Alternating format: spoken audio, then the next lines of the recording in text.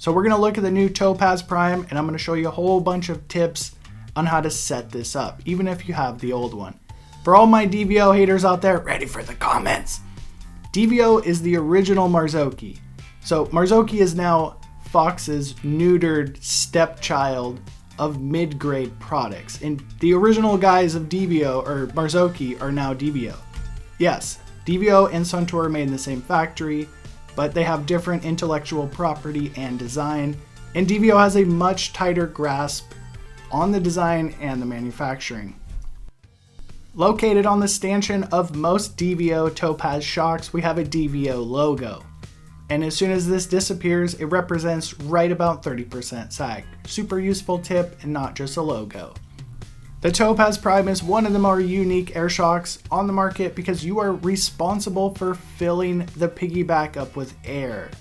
So stamped on the front of the piggyback is the recommended air pressure. On the Topaz Prime, it's 140 to 180. So if you add more pressure into this, it's going to make a firmer shock. Less pressure, it'll feel a little bit softer. So lighter weight riders go for the minimum, heavyweight riders go for about the medium. And if you're at Rampage, maybe go for the full one. Honestly, you should probably go ride the shock and see how it reacts to your bike without opening up the air canister. But I've rode Topaz Primes, or not the Prime, I've rode Topazes before, so I know exactly what I need to do inside of this shock to make it work for my higher weight of 220 pounds, 100 kilograms. So we're gonna open up the shock. We need to release the pressure slowly. If the stanchion sucks up into the shock rapidly, you need to fill it back up and cycle the shock because it can come kind of dangerous.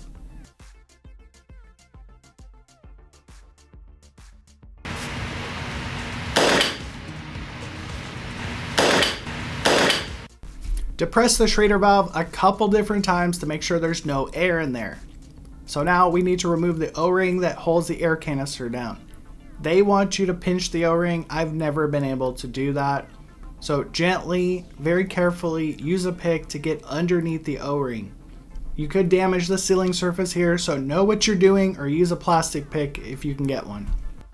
Once you get a solid grasp on the O-ring, it comes out super easy. And removing this O-ring is actually easier than some of the other brands out there that use metal retaining clips.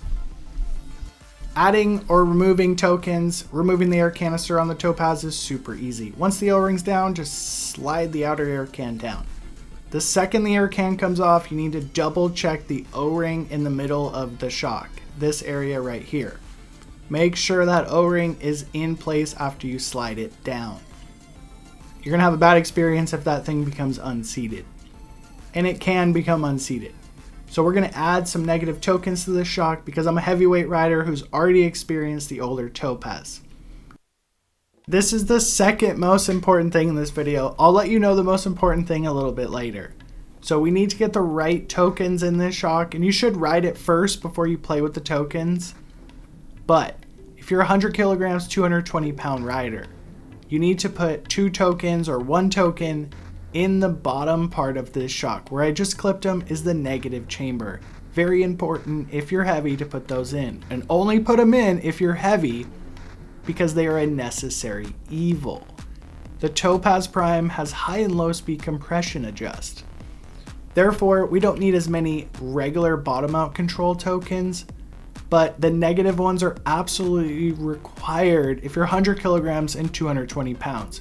If you don't put those 2 in the negative chamber, you're gonna have a bad experience with this shock. And if you have the older Topaz, use the top ones as your bottom out control, or use the mid compression lever when you're riding rowdy.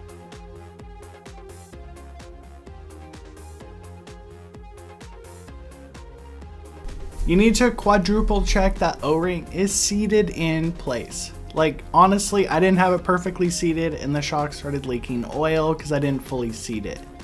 Now, my practical piece of advice for the piggyback air pressure is set it to the minimum if you want to have some increased small bump sensitivity. So I'm going to set it to 140, the minimum pressure stamped on the piggyback. It only takes a few pumps because it's a small volume. We got the bladder pressure set. We got some negative tokens in there for my fat ass. Now we're gonna move the compression dial to the fully soft setting for setting sag. Fully soft counterclockwise. The older Topaz, just put it in the soft setting when you're setting the sag. Before we put this on the bike, let's move the compression adjusters to the fully soft setting. That is counterclockwise, not the direction I'm turning it. It's a little bit difficult to move this high-speed compression adjuster when it's on the bike, so just do it off. You're adding the Topaz in, do not inflate it. Add like 10 psi to this shock and full cycle it to make sure it clears your frame. Now I almost forgot a super important step. We need to move the rebound to the fully fast setting. The rebound adjuster just says plus on it, so move it in the opposite direction of plus, and that's faster. Plus is slower. Inflate the Topaz about 50 psi and cycle it into its travel. It will make a little hissing noise, and you need to jump on it quite a bit and the shock may burp. So I was at 30% sag here at 250 psi. And then I jumped on the bike and I had to add like 20 psi of pressure. So it's super important to get all these steps dialed. Now, if you're my weight, 220 pounds, you're just gonna have a better experience with the coil. And if everything I just told you seemed overly complex, it's precisely the same steps as a Fox Float X2 or a RockShox Vivid. The only difference is the DVO, you have the optional negative tokens that I showed you what to do with, and you need to fill the piggyback up on this guy. So I know from the old Topaz that they don't work very good near 300 psi. Like, you have to do anything you can, and you have one thing to do is add negative tokens in. So I should have added more negative tokens in, but it's fine at 277 psi. And I have the compression wide open just to kind of feel how it's gonna go. And I totally forgot where the rebound is, but. So you're watching my video, I don't care if it's right. I think the best thing to do is to set the bottom out control right out of the gate. So go off a 3-foot huck to flat and feel for a bottom out. If it's bottoming out, add air pressure, high speed compression, or the compression lever on your older Topaz. Okay, we're on full fast rebound and open compression, and it feels good. This is the most important part in the video to get you set up correctly. A lot of the harshness you feel in suspension or the Topaz or any other thing, it's a too slow of rebound. So start off with a fully open compression and a fully fast rebound. I'm 220 pounds, 100 kilograms, riding this thing in a full fast rebound, and it feels fantastic. You'll get this harsh, weird feeling if the rebound's too slow. No, I don't recommend you going down a double black diamond trail with a full fast rebound on your first day, so take it on some familiar trails in that fully fast rebound. I'm working on this new suspension system video, but we'll continue with the Topaz. So I'm on this new campaign of adjusting high and low speed compression together and matching the clicks. Like, even though there's 5 clicks of low speed compression and 10 clicks of low, I just basically added 3 clicks to both. And I still have the rebound in the wide open setting. So the rebound tune on it is slow because I'm pretty heavy, I guess. By simplifying suspension setup, you're just gonna have a way better experience. If the shock feels good with a fully fast rebound and no compression added, just continue on with your riding and do not add any compression in. For me, it's a little bit too fast with a fully fast rebound, so at this point, leave the rebound alone and add in 50% of high and low speed compression. Just take your clicks and split it. If you have the older Topaz, just go for the middle setting if you need some compression. So that's the most important thing in this video. Keep the rebound in the fully fast setting at all costs, and only slow the rebound down if you have the compression fully locked out firm.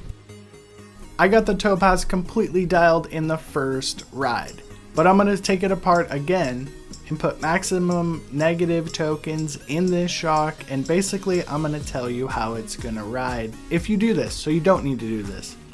My current setup, I'm about a 220 pound rider with 277 psi in the shock, 2 negative tokens, 2 positive tokens, 2 clicks from fully fast rebound, 2 clicks of low speed compression, and 5 clicks of high speed compression. So when I put the Topaz back in my bike, Basically, the bolt holes in the frame are completely worn out and the motor's still good. So e-bikes really only have like a 3-year lifespan. The bolts just spin around in the shock and the seat stay. So basically the frame is cooked on this bike. But I have a new Amish bike and a new e-bike on the way. So I strapped it into the specialized status, the peasant status, with full negative tokens, and it rides pretty good when you're pushing the bike, like riding aggressively, but it just absolutely kills the small bump sensitivity.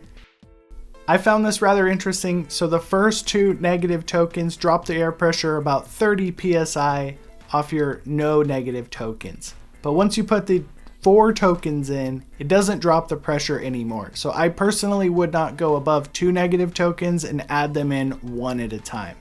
If you have a bike like the Status, you can easily remove that air can while it's bolted in the bike, making your life substantially easier. So I experimented with the bladder pressure and I personally found it the best running it at 140, the lowest pressure specified on the piggyback. Keeping with the same setup from the e-bike was kind of interesting because it's such a heavy bike. So really the bike weight doesn't really affect your setup, it's the suspension layout.